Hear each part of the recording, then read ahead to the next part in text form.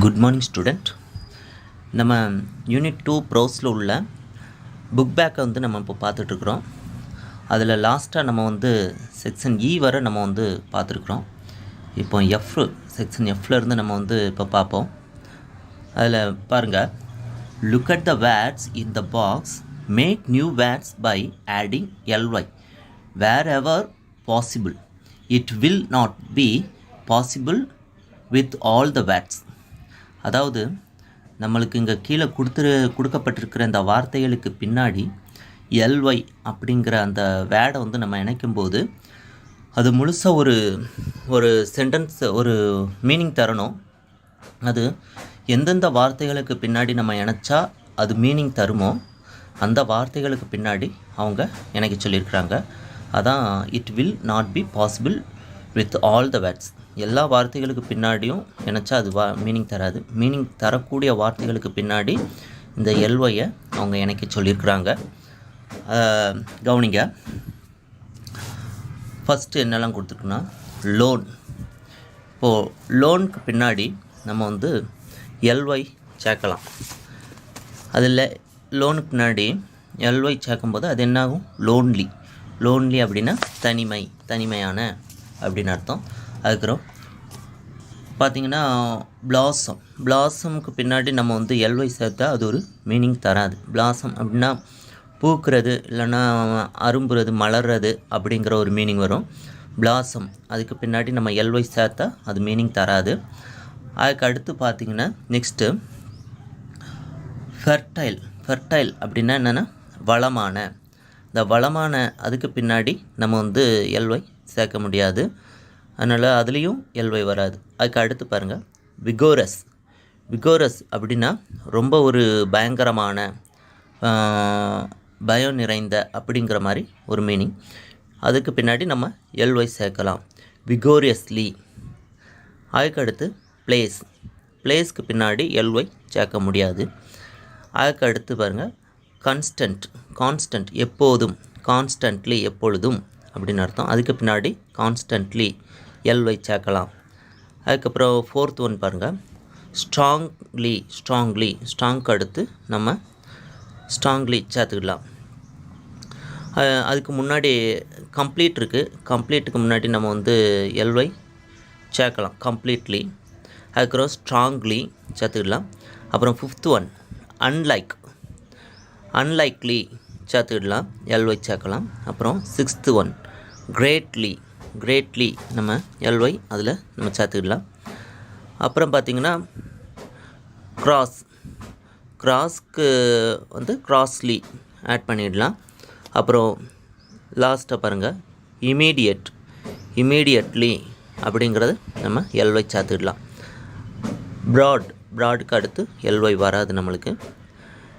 இந்த வார்த்தைகளுக்கு பின்னாடியெல்லாம் நம்ம ly ஆட் பண்ணிடலாம். இது வந்து உங்களுக்கு ஒரு 1 மார்க். இதுக்கு பேர் சஃபிக்ஸ் அப்படின்னு சொல்லுவாங்க. இந்த வார்த்தைகளுக்கு பின்னாடி, கொடுக்கப்பட்டிருக்க வார்த்தைகளுக்கு பின்னாடி ஒரு லெட்டர்ஸ் வந்து நம்ம ஆட் பண்ணும்போது அது ஒரு சென்டென்ஸாக இருந்து ஒரு வாக்கியம் இருக்குது அப்படின்னா அதுக்கு பேர் சஃபிக்ஸு. இது உங்களுக்கு 1 மார்க்கில் கேட்பாங்க. கீழே பாருங்கள், சஃபிக்ஸுங்கிற தலைப்பு இருக்குது. அதில் பாருங்கள், a letter or letters added at the end of a word to make a different or a new form of the word.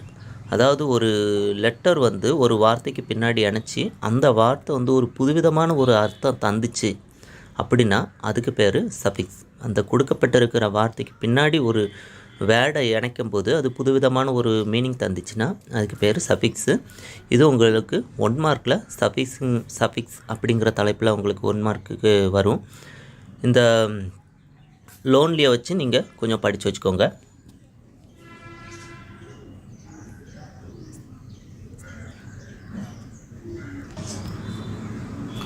Next section G பாருங்கள். அதில் look at the words in the box, fill the wheel with their antonyms. All the words begin with yes and or from the text. அதாவது இங்கே கொடுக்கப்பட்டிருக்கிற வார்த்தைகளுக்கு வந்து நம்ம இந்த வீலில் வந்து நடுவில் பார்த்தா எஸ் கொடுத்துருக்கு. அதில் கொடுக்கப்பட்டிருக்கிற வார்த்தைகளுக்கு மேலே கொடுக்கப்பட்டிருக்க வார்த்தைகளுக்கு நம்ம வந்து ஆண்டனிம்ஸ் கண்டுபிடிக்கணும், அதாவது எதிர்ச்சொல் நம்ம கண்டுபிடிக்கணும். அதுலேயும் எல்லா வேர்ட்ஸும் எப்படி இருக்கணும்னா எஸ்ஸில் ஸ்டார்ட் பண்ணுற மாதிரி இருக்கணும் அப்படின்னு சொல்லியிருக்கிறாங்க. அதோட ஆன்சர் வந்து நான் சொல்கிறேன், நீங்கள் நோட் பண்ணிக்கோங்க. அதில் ஃபஸ்ட் ஒன் பாருங்கள், ஹார்டு. ஹார்டு அப்படின்னு என்னது, ரொம்ப கடினமான. அதுக்கு ஆப்போசிட் என்னது, சாஃப்ட், SOFT, சாஃப்ட். அதுக்கு அடுத்து பார்த்திங்கன்னா செகண்டு ஃபேட். ஃபேட்டுனா என்னது, குண்டாக இருக்கிறது, குண்டாக இருக்கிறது. அதுக்கு வந்து ஆப்போசிட் என்னது, ஸ்லிம், SLIM, ஸ்லிம். இப்போ ஃபேட் அப்படின்னா என்னது, அதுக்கு ஆப்போசிட் ஸ்லிம். அப்புறம் வீக். வீக்னால் ரொம்ப வீக்காக இருக்கிறது. அதுக்கு ஆப்போசிட்டு என்ன அப்படின்னு பார்த்தா ஸ்ட்ராங், STRONG, ஸ்ட்ராங், ரொம்ப ஸ்ட்ராங்கான அப்படின்னு அர்த்தம். அப்புறம் பார்த்திங்கன்னா பிக், BIG, பிக். பிக்னா என்னது, ரொம்ப பெருசு, பிக்கு. அதுக்கு ஆப்போசிட் என்னது, ஸ்மால், SMALL, ஸ்மால். அதுக்கு அடுத்து பார்த்திங்கன்னா ஃபாஸ்ட், FAST, ஃபாஸ்ட் கொடுத்துருக்குறாங்க. அதுக்கு ஆப்போசிட் என்னது, ஸ்லோ. ஃபாஸ்ட்டாக போகிறாங்க அப்படின்னா அதுக்கு ஆப்போசிட் என்னது, ஸ்லோ, SLOW, ஸ்லோ. அப்புறம் பாருங்கள் ஹைடு, HID, ஹைடு கொடுத்துருக்குறாங்க. ஹைடுன்னு என்னது, மறைச்சி வைக்கிறது. மறைச்சி வைக்கிறதுக்கு ஆப்போசிட் மீனிங் என்னது, ஷோ, SHOW, ஷோ. ஹைடுக்கு ஆப்போசிட்டு ஷோ, SHOW, ஷோ. அப்புறம் ரஃப். ரஃப்புக்கு என்னது, ரஃப்னு என்னது, ரொம்ப கடினமாக இருக்கிறது, ரஃப், ROUGH, ரஃப். அதுக்கு ஆப்போசிட் என்னது, smooth, SMOOTH, smooth, SMOOTH, smooth. அப்புறம் பாருங்கள் லாஸ்ட் ஒன் டல். டல் அப்படின்னா ரொம்ப இருட்டாக இருக்கிறது அது சொல்லலாம். இந்த இடத்துல வந்து புத்தி கூர்மை இல்லாத அப்படின்னு சொல்லலாம், புத்தி கூர்மை இல்லாத அப்படின்னு சொல்லலாம். அப்போ டல், அதுக்கு வந்து ஆப்போசிட் என்ன எழுதலாம், ஷார்ப், ரொம்ப ஷார்ப்பாக இருக்கிறான், SHARP, ஷார்ப், ரொம்ப புத்தி கூர்மையுள்ள அப்படின்னு அர்த்தம். மீனிங் என்னது, ஷார்ப், SHARP, ஷார்ப். அப்புறம் நெக்ஸ்ட் ஒன் பாருங்கள், ஹெச்சில் ஆரம்பிக்குது. ஹெச் அந்த இது பாருங்கள், listen to your teacher, read out what happen to Nandu, some of the statements given below are correct, tick them. அது கரெக்டானதை நம்மளை டிக் அடிக்க சொல்லிட்டுருக்காங்க. அதை சொல்கிறத நீங்கள் கரெக்டாக அதை நோட் பண்ணிக்கோங்க. The truck went over a stone, அது என்னது, தவறு, அது ராங். அப்புறம் the box fell out of a truck, அது right. The brass lamp was in the truck, அது wrong. Nandu wanted to play with the lamp, அது right. It was like the lamp Nandu had at home, அது wrong. Last one பாருங்கள், Nandu pressed a button, அது right. Next one பாருங்கள், அதில் take something from your school bag, discuss it in 3 sentences, ask the class to find out the thing you have discussed. அதாவது நம்ம school பேக்கில் உள்ள ஏதாவது ஒரு திங்ஸு அதை வச்சு ஒரு 3 சென்டென்ஸில் நம்மளை வந்து ஒரு சென்டென்ஸ் மாதிரி அமைச்சு அது என்ன அப்படின்னு சொல்லி கண்டுபிடிக்கிற மாதிரி சொல்லியிருக்கிறாங்க. அதோட ஒரு பென்சில் எடுத்துக்கோங்க. பென்சில் அப்படிங்கிறதுக்கு என்னலாம் அப்படிங்கிற மாதிரி அதில் ஒன், ஐ ஆம் மேட் ஆஃப் வுட், அதாவது அது இதில் வுட்டில் செஞ்சுருக்குறாங்க. அப்போ வுட்டில் என்ன செஞ்சுருக்குறாங்க, பென்சில். அப்போது அடுத்து பாருங்கள், I have a lead of graphite, I have a lead of graphites. கிராஃபைட்ஸ்னு என்னது, பென்சில் கரி. பென்சில் எதால் தயாரிக்கிறாங்க, அது நடுவில் என்ன இருக்கும், பென்சில் கரி இருக்கும். அப்புறம் தேர்ட் ஒன், ஐ ஆம் ஷார்பன்ட் வித் எ ஷார்ப்னர், அதை ஷார்ப்னரை வச்சு தான் நம்ம ஷார்ப்பாக்க முடியும். அப்போ இதெல்லாம் பார்க்கும்போது இதோட மீனிங் என்ன வருது, வுட்டில் தயாரிச்சிருக்கிறாங்க, அதுக்கு நடுவில் வந்து ஒரு கரி இருக்கும், அதை வந்து ஷார்ப்னரை வச்சு ஷார்ப்பாக்க முடியும். அப்போ அதோட ஆன்சர் என்னது, பென்சில். இதே மாதிரி இப்போது நெக்ஸ்ட் ஒன் பாருங்கள், ஐ am 12 inch long. Second one, I am made of wood or plastic. அப்புறம் ஐ ஆம் யூஸ்டு டு ட்ரா லைன்ஸ். அதுக்கு இது என்னது, அதுக்கு அடுத்து பார்த்திங்கன்னா அது வந்து எத்தனை 12 இன்ச் இருக்கும். அது வந்து அது வுட்லேயோ இல்லை பிளாஸ்டிக்லேயோ தயாரிச்சிருப்பாங்க. அது மட்டும் இல்லாமல் அது வந்து ட்ரா த லைன்ஸ் கோடு போடுறதுக்கு யூஸ் ஆகுது. அப்போ அது எதாக இருக்கணும், அது என்னது ரூலர் ஸ்கேல் அப்படின்னு சொல்லலாம். சரிங்களா? இதே மாதிரி தான் இதை கண்டுபிடிக்கணும். நெக்ஸ்ட் பாருங்கள், செக்ஷன் ஜே பாருங்கள். Discuss in groups of 5, make a story about the comic strip, then share it in the class. அதாவது இதில் ஒரு 6 பிக்சர் கொடுத்துருக்குறாங்க. இந்த பிக்சரை வச்சு நம்ம ஒரு சென்டென்ஸாக இதை மேக் பண்ணணும். ஃபஸ்ட்லேருந்து லாஸ்ட்டில் அந்த தாத்தா உட்காந்துருக்கிறது வரை நம்ம அதை ஒரு சென்டென்ஸாக எழுதணும் அப்படின்னு சொல்லியிருக்கிறாங்க. அதை நான் சொல்கிறத மட்டும் நீங்கள் கவனிச்சுக்கோங்க நல்லா. ஃபஸ்ட்டு அந்த ஒரு கேலும் ஒரு பாயும் என்ன பண்ணுறாங்க, ஒரு செடியை வைக்கிறாங்க. ஷாப்லிங்னு என்னது, சின்ன செடியை நடுறாங்க. பாருங்கள், 2 children, a boy and a girl, eagerly plants a sapling. ரொம்ப ஒரு ஆர்வத்தோட செடி வந்து வைக்கிறாங்க. அப்புறம் பாருங்கள், they water the plant every day. Second என்ன பண்ணுறாங்க, ஒவ்வொரு நாளும் அந்த செடிக்கு அவங்க தண்ணி ஊற்றுறாங்க. In course of time it growings into a big shady tree. அப்புறம் பார்த்திங்கன்னா நல்லா தண்ணி ஊற்றி அது பெருசாக ஒரு நிழல் தரும் மரமாக அது வளர்ந்துருது. நெக்ஸ்ட் பாருங்கள், the children put on a swing on one of its strong branch. அது மரம் பெருசாக வளர்ந்த உடனே அதோட ஒரு கிளையில் அவங்க வந்து நல்லா ஊஞ்சல் கட்டி சந்தோஷமாக ஆடுறாங்க. அப்புறம் நெக்ஸ்ட்டு அடுத்த படத்தை பாருங்கள். அடுத்ததில், they happily play on the swing during holidays, they sit under the trees and also play games. எல்லா விடுமுறை நாட்கள்லையும் அதில் நல்லா ஊஞ்சல் கட்டி ஆடுறாங்க. அது மட்டும் இல்லாமல் அந்த மரத்துக்கு கீழே அதோட நிழலில் இருந்து அவங்க ஏதாவது ஒரு விளையாட்டு விளையாண்டுட்ருக்காங்க. they boy and growing up wants to build a house. அப்போ பார்த்திங்கன்னா அந்த பாய் வந்து ஒரு நாள் ஒரு ஹவுஸ் கட்டுறாங்க அவங்க வீட்டில். அப்போ அந்த மரம் வந்து அவங்களுக்கு தேவைப்படுது. The tree had stopped bearing ஃப்ரூட்ஸ்னால் ரொம்ப பழங்களை வந்து அது இருக்குது. அந்த பழம் காய்க்கிற மரம் வந்து அந்த பழங்கள் காய்ச்சி முடித்ததுக்கப்புறம் அது தேவையில்லை. அது மட்டும் இல்லாமல் வீட்டுக்கு வந்து கதவு ஜன்னலுக்கு தேவைப்படுன்னா அந்த மரத்தை வெட்டிடுறாங்க. So he decided to cut it and use the wood to build his house. அதனால் அந்த மரத்தை வெட்டி அவங்க ஒரு வீட்டுக்கு தேவைக்கு ஜன்னலுக்கு இந்த மாதிரி அந்த மரத்தை வந்து அவங்க யூஸ் பண்ணிட்டாங்க.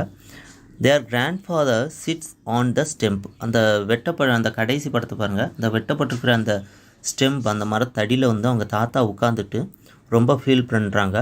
And feel sad as the boy had not realised the worth of trees.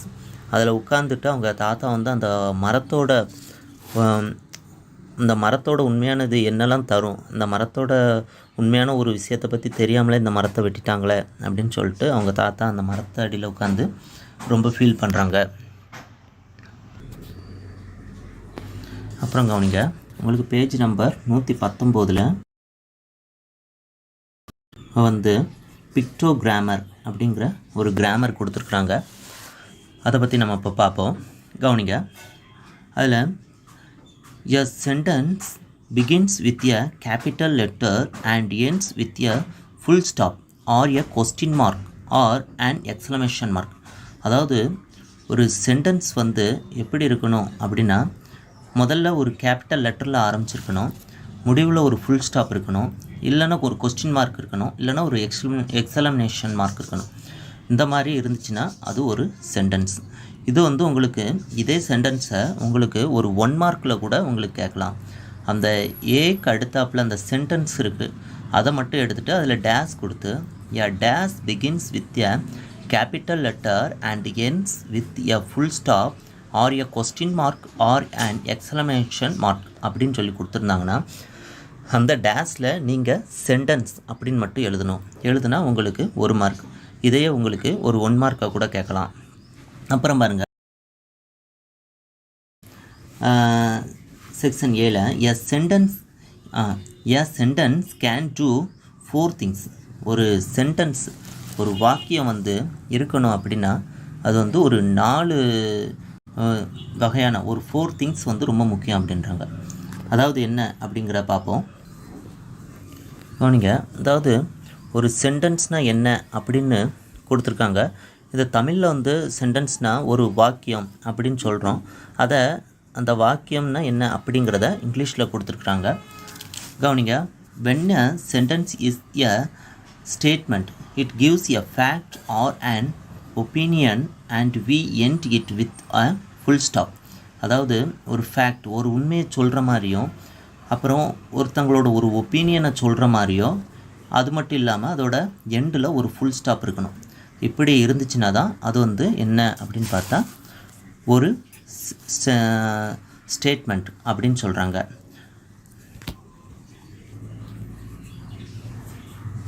அதாவது ஒரு சென்டென்ஸை வந்து நம்ம இப்போ ஒரு சென்டென்ஸை நம்ம பார்க்குறதுக்கு மொத்தம் 4 திங்ஸ், அதாவது 4 வகை வந்து நம்மளுக்கு தேவைப்படுது. எதெல்லாம் பார்த்தா ஸ்டேட்மெண்ட்டு, கொஸ்டியனு, அப்புறம் கமெண்ட்டு, அப்புறம் explanation.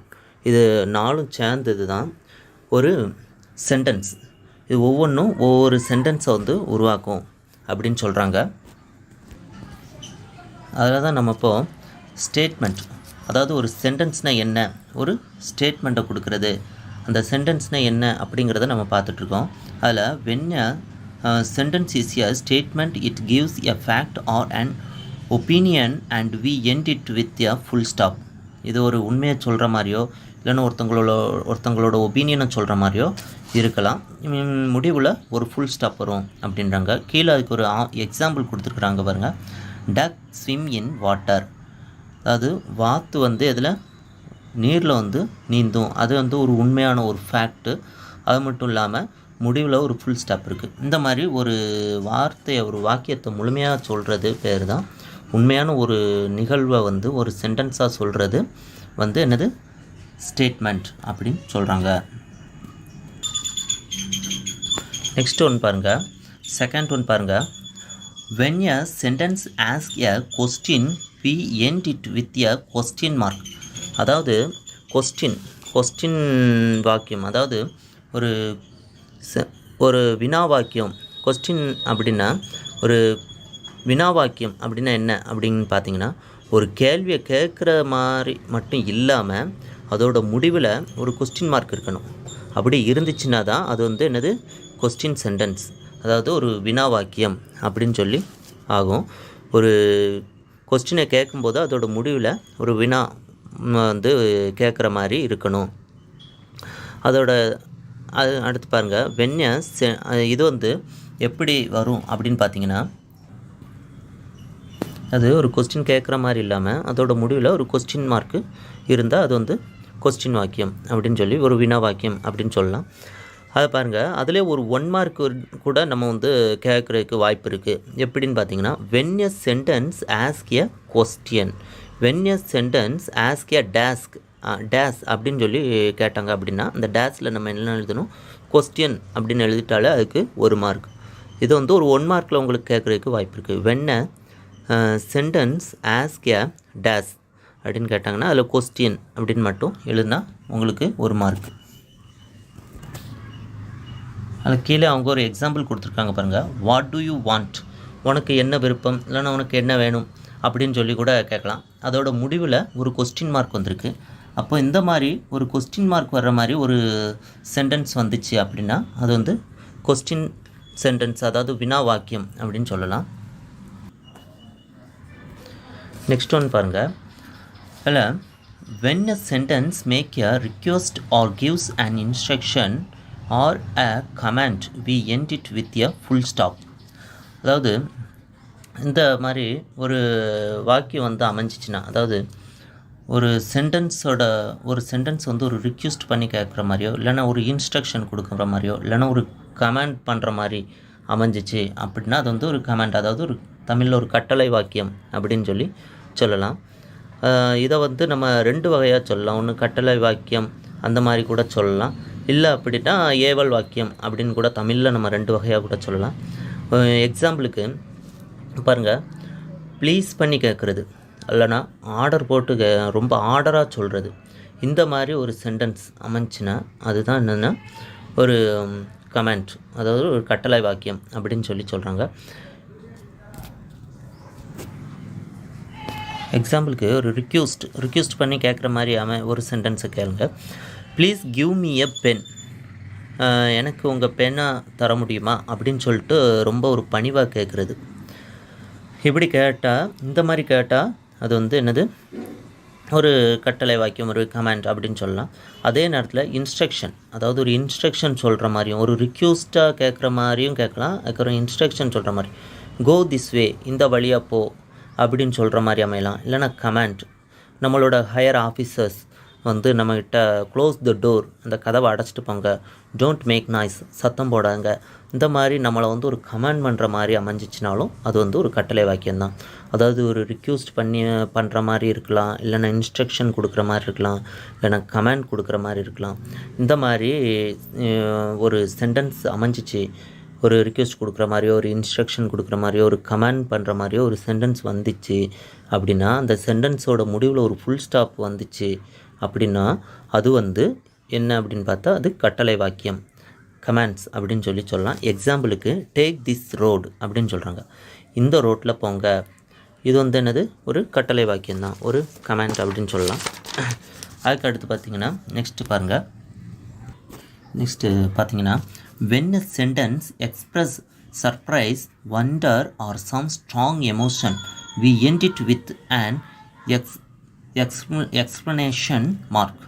How good those flowers smell.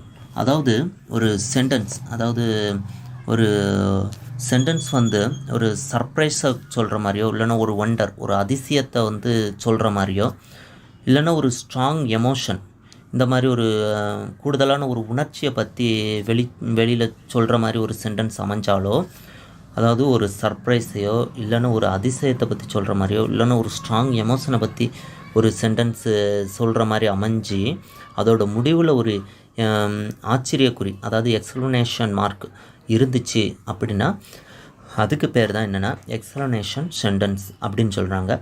எக்ஸாம்பிளுக்கு பாருங்கள், how good those flowers smell, அதாவது எவ்வளவு நல்ல வாசனையாக இருக்குது, இந்த மலரோட இந்த ஸ்மெல் வந்து எவ்வளோ அழகாக இருக்குது அப்படின்னு ரொம்ப ஒரு பிரமிச்சு போய் ஒரு ஆச்சரியப்படுற மாதிரி நம்ம ஒரு சென்டென்ஸ் அமையுது அப்படின்னா அதான் எக்ஸ்ப்ளனேஷன் சென்டென்ஸ்.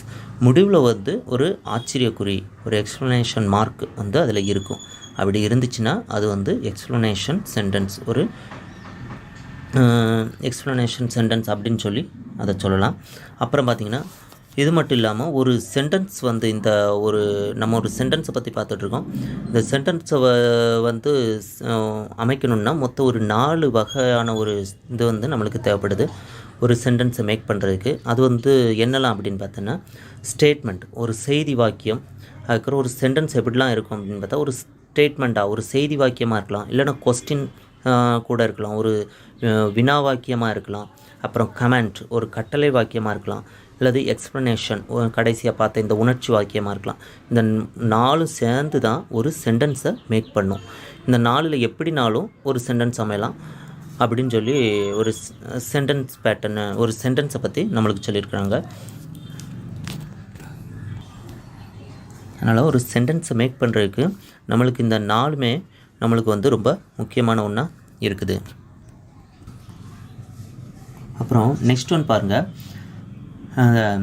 கேன்னு போட்டிருக்கிற அதில் page number 119 tick the right options to fill in the blanks. அதை பாருங்கள்.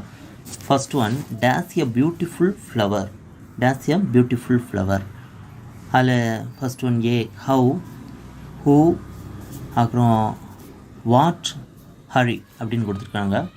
அதில் வாவ், அதுதான் வந்து ஹவ், வாவ், வாட், ஹரி அப்படின்னு கொடுத்துருக்காங்க. வாவ் அப்படிங்கிறது தான் நம்மளுக்கு இதில் கரெக்டான ஆன்சர். ஏன்னா அது வந்து ஒரு ஆச்சரியக்குறி கடைசியில் இருக்குது, எக்ஸ்ப்ளனேஷன். அதனால் வாவ் எ பியூட்டிஃபுல் ஃப்ளவர் அப்படிங்கிறது தான் அதில் கரெக்ட் ஆன்சர். வாவ், WOW போடணும். அப்புறம் second one, the days play football. Option மொத்தம் ஒரு 4 ஆப்ஷன் கொடுத்துருக்குறாங்க. அதில் ஆப்ஷன் பி தான் கரெக்டான ஆன்சர். கேன்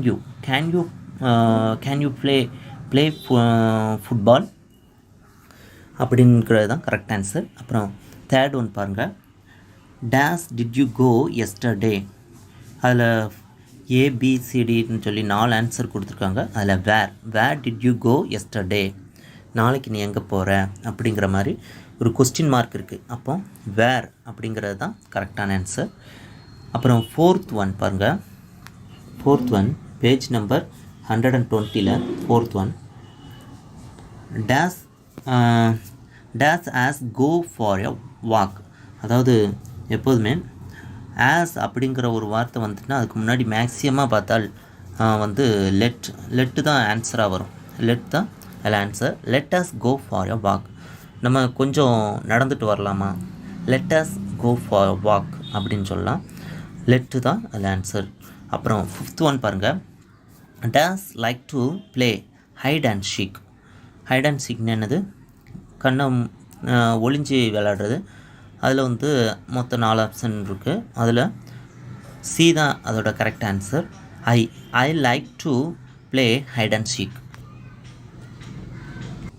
அப்புறம் நெக்ஸ்ட் ஒன் பாருங்கள், L, look at the punctuation of those sentence, why are they punctuated differently, discuss in class அப்படின்னு கொடுத்துருக்குறாங்க.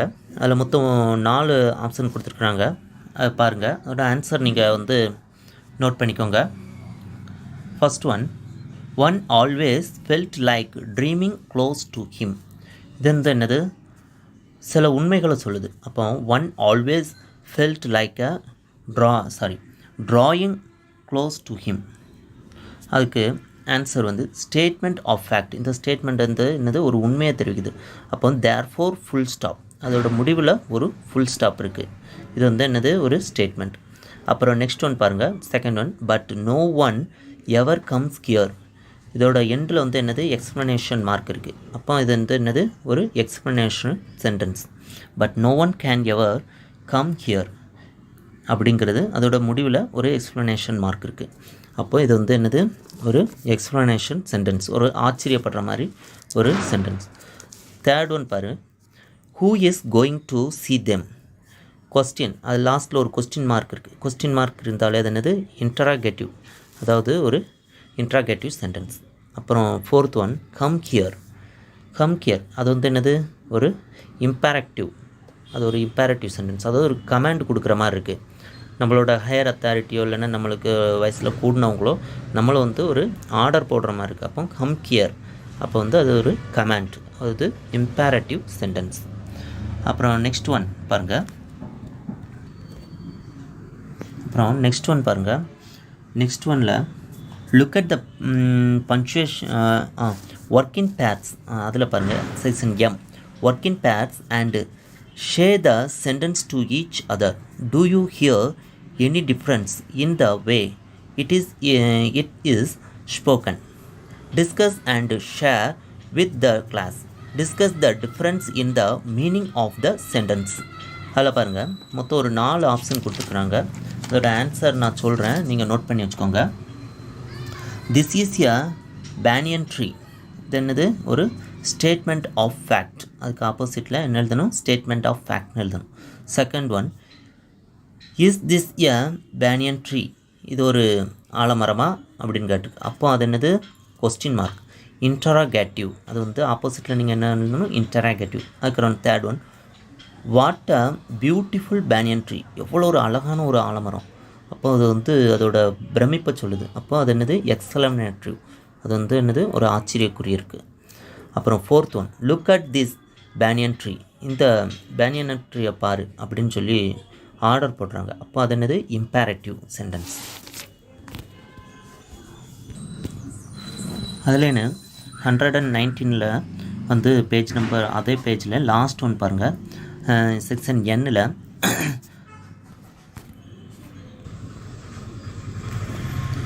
read those sentences from the story carefully. Do they give commands or request or make statements? Write C for command and R for request and S for statement.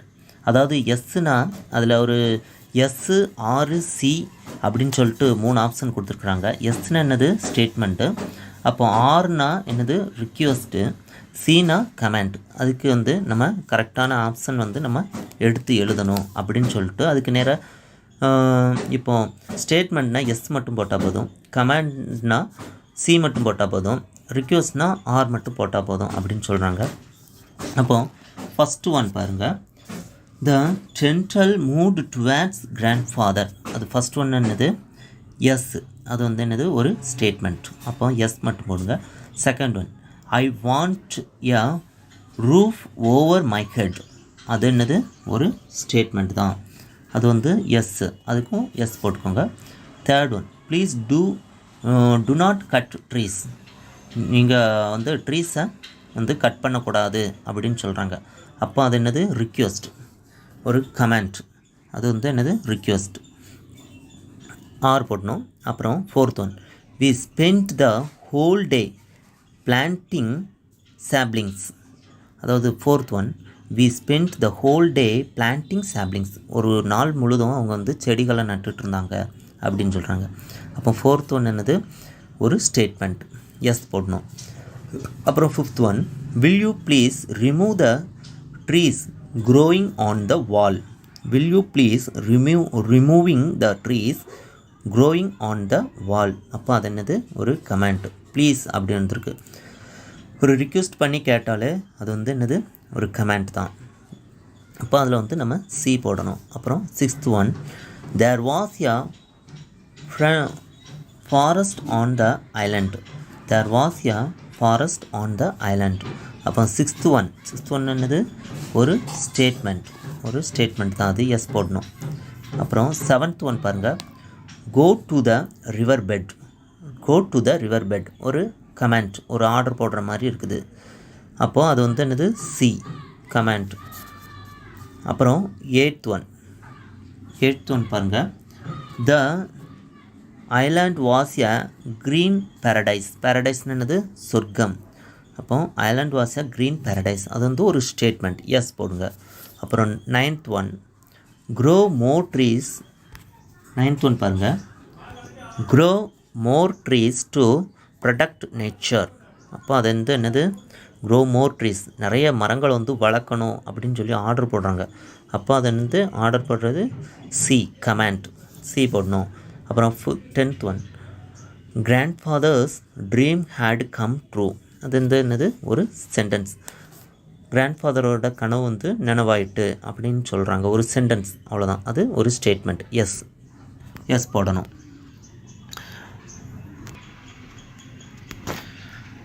Okay student, நம்ம unit 2ல் உள்ள pros நம்ம இன்றைக்கூட முடித்தாச்சு. அடுத்த unit 2ல் உள்ள poem, அந்த போயத்தை பற்றி நம்ம நெக்ஸ்ட் கிளாஸில் நம்ம பார்ப்போம். தேங்க்யூ.